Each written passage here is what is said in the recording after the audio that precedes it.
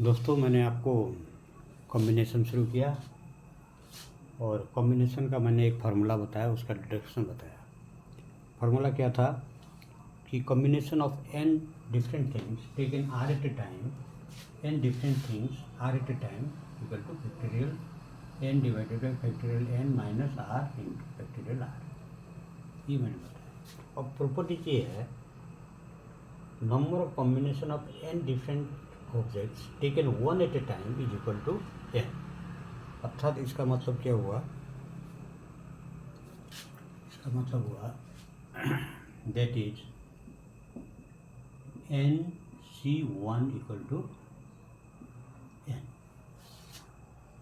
याद रखना है। अब इसका मैं प्रूफ बताता हूँ कैसे होता है। We have NCR equal to factorial n divided by factorial n minus r into factorial r। Putting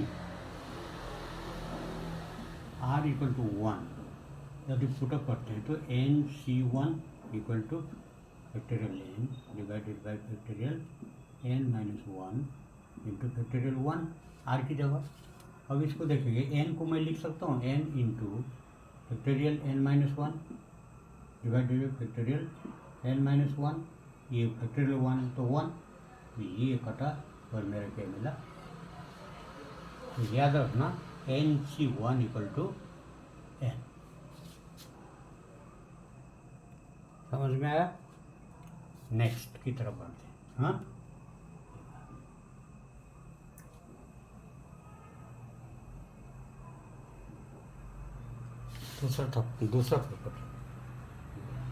दूसरा प्रॉपर्टी ये है, सेकेंड प्रॉपर्टी है permutation of n different things, a combination of n different things taken n at a time is equal to 1।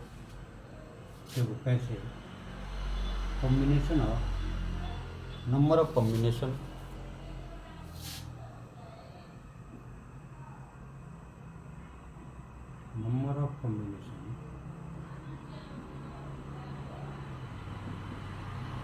of n different things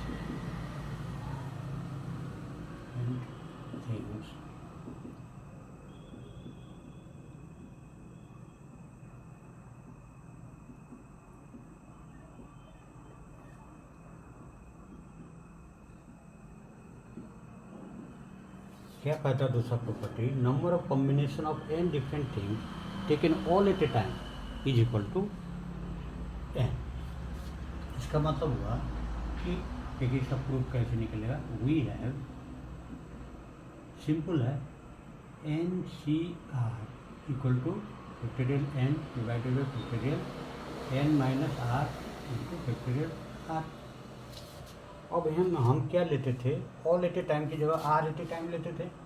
इसका मतलब हुआ if r equal to n, तो ये क्या बनेगा, ये बनेगा NCn equal to factorial n divided by factorial n minus n, r की जगह n इंटू फैक्टोरियल n। ये हो गया फैक्टोरियल n, ये फैक्टोरियल n कटा तो ऊपर क्या बचा, 1 डिवाइडेड फैक्टोरियल 0। आप लोगों को मैंने परमुटेशन के चैप्टर में पढ़ा था, फैक्टोरियल 0 इक्वल टू 1, तो ये 1 बाई 1 इक्वल टू 1। अर्थात क्या हुआ, NCn इक्वल टू 1। कहने का मतलब ये number of combination of n different things taken all at a time is equal to 1। दूसरा प्रॉपर्टी हुआ, छोटे छोटे हैं, आप ध्यान रखें। अगला बढ़ते हैं, next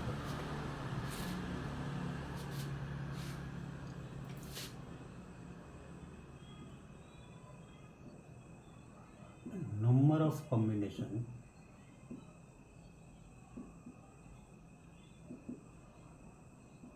of n different things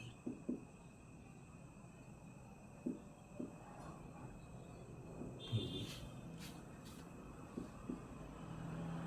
taken r at a time and is equal to number of combination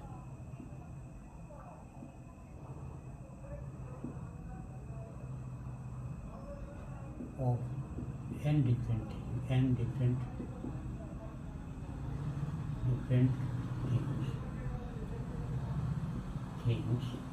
taken n minus r at a time. क्या कहता है कि number of combination of N different things देखिए taken are at a time. Number of combination taken are at a time हम कैसे लिखते हैं, N C are. Next कहता है इज इक्वल टू, इसके इक्वल टू होगा क्या, number of combination of N different things taken N minus R at a time. ये इक्वल होगा. अब ये कैसे देखिए, इसको हम तोड़ते हैं. N C are equal to क्या होगा, factorial N by factorial N minus R into factorial R. अब देखिए इसको देते हैं N C N minus R, इसको तोड़ते हैं factorial N divided by factorial N minus R R into R माने एन माइनस आर. आर की जगह क्या है, एन माइनस आर है. इसको तोड़ेंगे तो ये फैक्टोरियल एन डिवाइडेड बाई ये तोड़िए n minus n plus r into n minus r. अब देखिए ये क्या है, फैक्टोरियल एन, ये एन कटा, नीचे क्या आया factorial R into factorial N minus R. अर्थात हमारे पास ये इक्वल टू कितना हुआ, एन सी आर.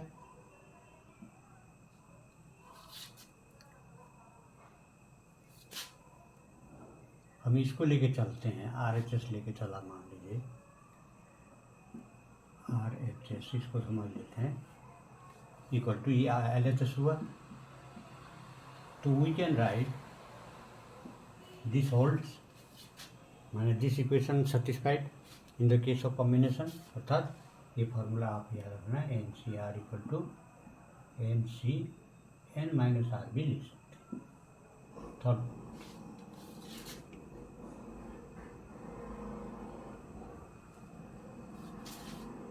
आप लोगों को समझ आया क्या कि permutation of N different things taken are at a time is equal to number of ये परमुटेशन है combination of N different things taken are at a time is equal to the number of combination of N different things taken N minus R at a time. याद रखना इसका ये है. अब चौथा property के तीसरे प्रॉपर्टी तरफ चलते हैं.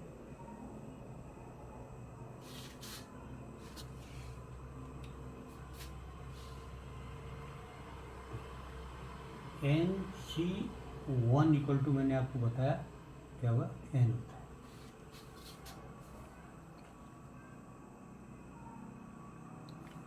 एन होता है. एक मैंने पहला आपको प्रॉपर्टी ये बताया, फर्स्ट नंबर प्रॉपर्टी. दूसरा प्रॉपर्टी मैंने क्या बताया आपको, second property N C N equal to one होता है. ये पहला था, ये दूसरा था. तीसरा देखिए, तीसरा मैंने क्या बताया आपको, N C are equal to N C N minus R होता है. चौथा देखिए क्या होता है, चौथा N C zero equal to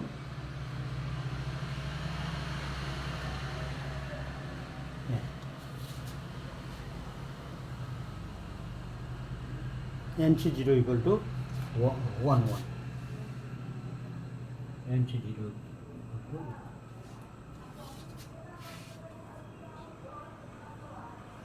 N C N और एन सी जीरो ये दोनों एक होते हैं. ये देखिए इसको सिंपल कर लीजिए, यहाँ बताता हूँ.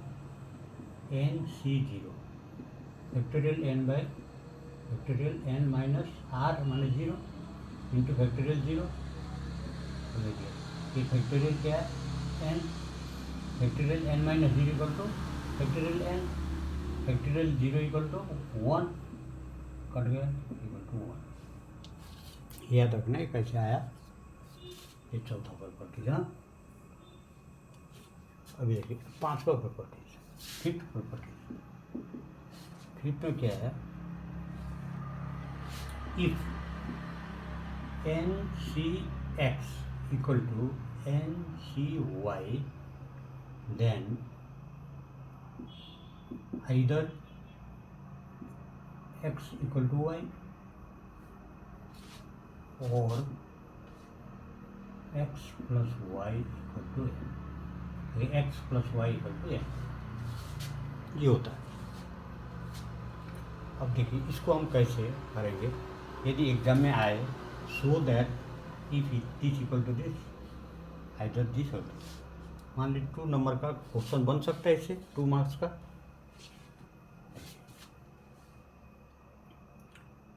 ये 5 नंबर का है इसका प्रूफ।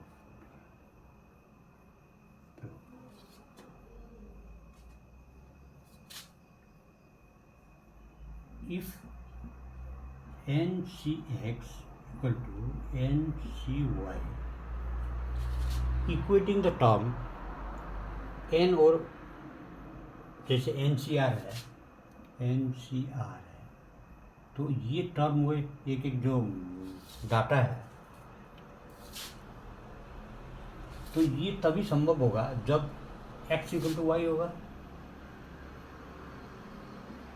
दिस इज होल्ड और satisfied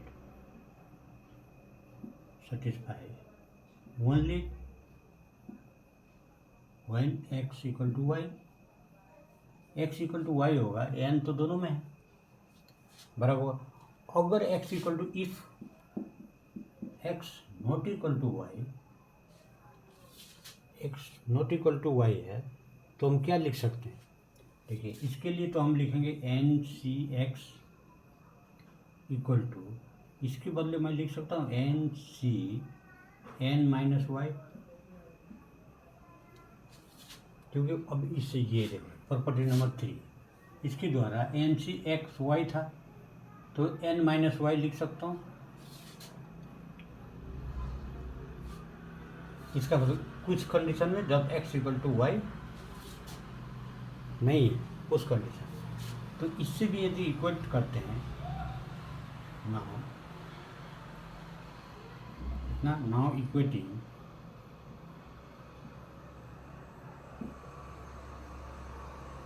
इक्वेटिंग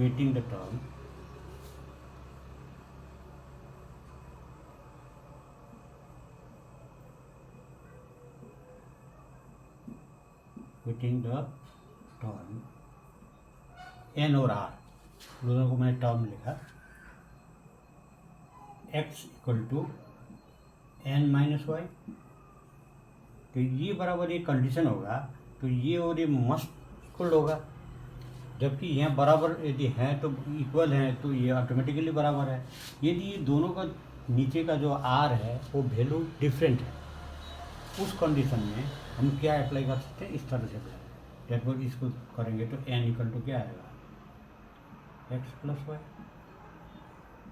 तो याद रखना ये फॉर्मूला, ये 5वां नंबर है, ये समझ गए आप लोग। यदि x इक्वल टू वाई है तो ये ऑटोमेटिकली होल्ड है, ये कंडीशन दिस इज होल्ड और certify only when x equal to Y. आप देख रहे हो x इक्वल टू वाई होगा तभी ये बराबर हो सकता है। अगर x इक्वल टू वाई नहीं है उस कंडीशन में हम इसको क्या करते हैं, जैसे हम यहाँ N C N minus are भी लिख सकते हैं, एन सी आर को, तो उसी समय एन सी वाई को एन सी एन माइनस ये एन है एन माइनस वाई लिख सकते हैं। अब इक्वेट करते हैं तो x मस्ट भी इतना, इसको होल्ड करने के लिए ये सर्टिफाइड तभी होगा जब x equal to N minus Y होगा। तो इसी का थोड़ा समीकरण किया बढ़िया है। तो आप लोगों को क्या करना है, ये 4-5 चीज याद रखना। देखिए 5 पॉइंट हो गए, 1 2 3 4 5। थैंक यू, समझ में आया होगा।